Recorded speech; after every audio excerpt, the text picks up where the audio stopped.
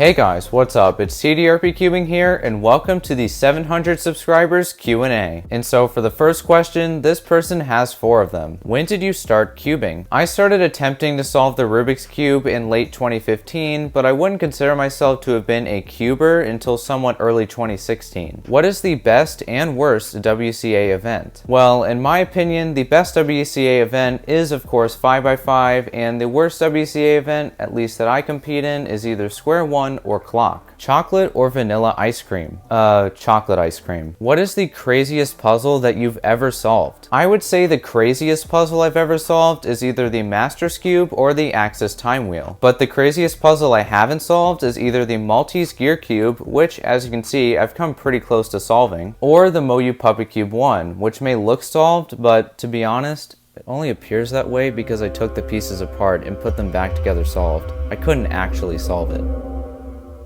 Not really a question, but solve the 8th closest cube to where you are as you're reading this.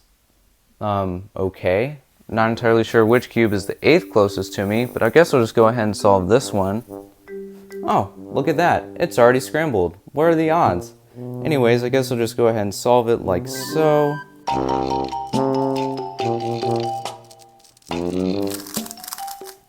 Well, that was pretty easy. 17 by 17, average of 5? Yeah, I don't think so. How many Funko Pops do you own, and which type do you collect the most? As of a recent addition to my collection, I currently own 54 Funko Pops, along with 2 set pieces. As to which type I like to collect the most, in a general sense, I like collecting Marvel Funkos the most, but I more specifically like to collect Spider-Man Funko Pops, as I have more of that character than anyone else. How many cubing events did you enter? As of this video, I have gone to a total of 19 cubing competitions, and I'm currently scheduled to go to NATS 2023 for my 20th competition. Would you attend a cubing competition in another country? Well, maybe. It depends on where it is because, to be honest, I'm not a huge fan of long flights, and I'm not sure I could handle going all the way to somewhere like Australia per se. Around what era do you think was the golden age of cubing channels? I feel like around 2016 to 2017 would be my golden age for cubing channels because that was when I first started to discover them. But let's be honest, cubing content as well as any other content is constantly changing,